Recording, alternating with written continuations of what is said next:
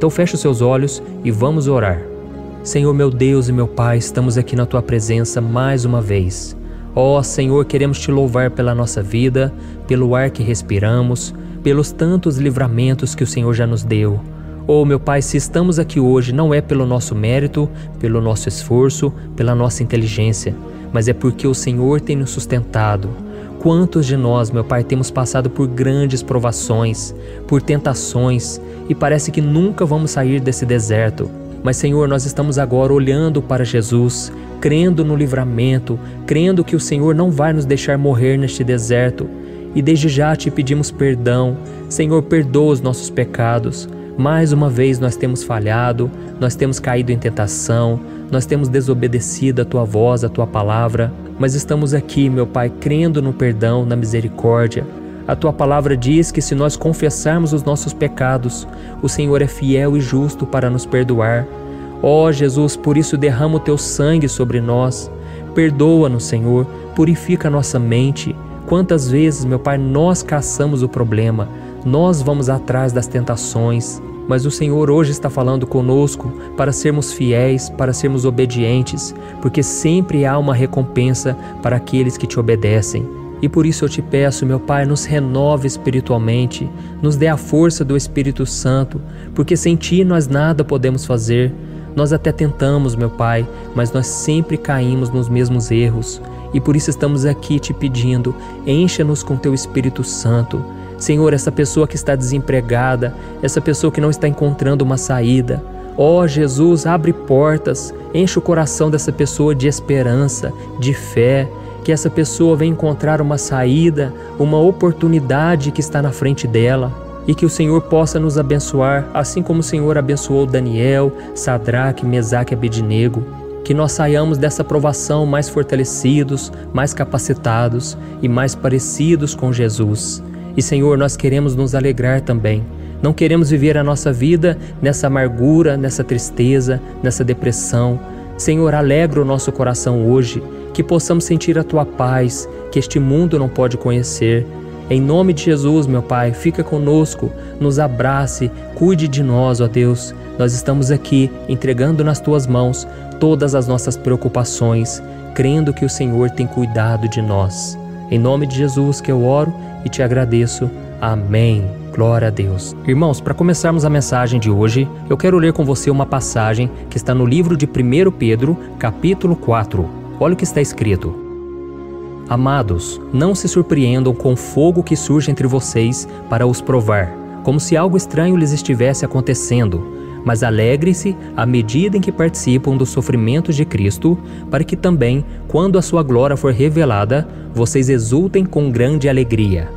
Essa passagem já me confortou muito, porque sempre quando eu estou passando por lutas, eu lembro que tudo isso está debaixo do controle de Deus. Irmãos, vocês se lembram daquele saquinho de chá? Aquele saquinho que você coloca dentro da xícara com a água quente, e você nunca sabe do que aquele chá é feito até que ele seja colocado em água fervente. E você já parou para pensar que o cristão é assim também? O caráter de uma pessoa é revelado quando ela está passando por uma grande provação. Talvez você hoje está passando por algo que poderia se descrever como uma prova de fogo, e você não sabe o que fazer para sair dessa situação difícil. Mas eu tenho uma ótima notícia para você. Você não está sozinho nessa situação. O Senhor está com os olhos sobre a sua vida, Ele está vendo tudo o que está acontecendo e Ele já sabe o caminho do fim do túnel. Ele sabe como te livrar dessa situação. A Bíblia diz no Salmo 34, o versículo 19, que muitas são as aflições do justo, mas o Senhor o livra de todas. Amém? Então você pode ter certeza que com Cristo tudo irá passar. Você hoje pode estar enfrentando uma tentação, uma provação, e isso pode ser um ótimo sinal mostrando que você está no caminho certo. Porque se você me dissesse, pastor, eu não me lembro da última vez que eu fui tentado, eu iria te dizer, então meu irmão, tem alguma coisa errada com você. Isso porque Satanás, ele sabe exatamente aqueles que estão caminhando com o Senhor, aqueles que estão tentando ser obedientes, viver em santidade. E por isso, meu irmão, você não pode ficar surpreso quando você for tentado, provado, assim como o apóstolo Pedro disse que nós não devemos nos surpreender com o fogo que vem para nos provar. E você pode ser a pessoa mais fiel de todas, a pessoa mais obediente, em algum momento você vai enfrentar dificuldades, tentações, tragédias, perdas de entes queridos. Tudo isso acontece na nossa vida. E por isso você nunca pode dizer, isso jamais aconteceria. Meu irmão, nós precisamos viver na dependência de Deus, porque a gente não sabe o que vai acontecer amanhã, daqui a 5 minutos que seja. Nós devemos estar com o nosso coração voltado totalmente para Cristo, porque só assim nós estaremos preparados, só assim nós aprenderemos as lições que a vida nos traz. A Bíblia conta a história de 4 jovens que eram judeus e eles se tornaram cativos na Babilônia, e lá eles tiveram que enfrentar muitas tentações, muitas provações. E o nome deles era Daniel, Sadraque, Mesaque e Abednego. E como esses rapazes eram muito inteligentes e ele tinha uma boa aparência, eles foram levados para trabalhar no palácio do rei Nabucodonosor. E esse rei tentou ganhar a confiança deles, oferecendo muita luxúria, muitas tentações aos olhos humanos, mas aqueles 4 jovens decidiram se manter fiéis ao Senhor e eles não cederam. Eu quero ler para você o que está escrito em Daniel capítulo 1, o versículo 8. Diz assim: Daniel, contudo, decidiu não se tornar impuro com a comida e com o vinho do rei, e pediu ao chefe dos oficiais permissão para se abster deles. Irmãos, para nós pode parecer bobagem, afinal de contas, eles estavam morando no palácio do rei e não havia problema nenhum eles comerem a comida e beber daquele vinho. Mas a Bíblia diz que Daniel decidiu no seu coração não se contaminar. Isso porque aquelas comidas eram consagradas a demônios. E aquela tentação mostrou realmente o caráter de Daniel e dos seus amigos Sadraque, Mesaque e Abednego.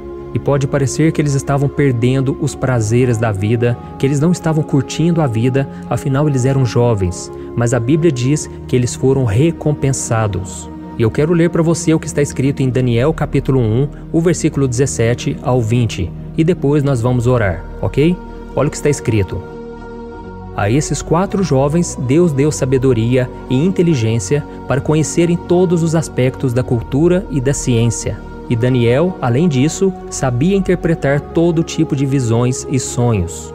Ao final do tempo estabelecido pelo rei para que os jovens fossem trazidos à sua presença, o chefe dos oficiais os apresentou a Nabucodonosor. O rei conversou com eles e não encontrou ninguém comparável a Daniel, Sadraque, Mesaque e Abednego, de modo que eles passaram a servir o rei. O rei lhes fez perguntas sobre todos os assuntos nos quais se exigia sabedoria e conhecimento, e descobriu que eram 10 vezes mais sábios do que todos os magos e encantadores de todo o seu reino. Olha que bênção, irmãos! Deus recompensou aqueles jovens por eles terem sido obedientes, fiéis, mesmo estando longe dos seus pais, da sua terra natal. E além disso, quando chegou a grande provação da vida daqueles jovens, Deus poupou eles.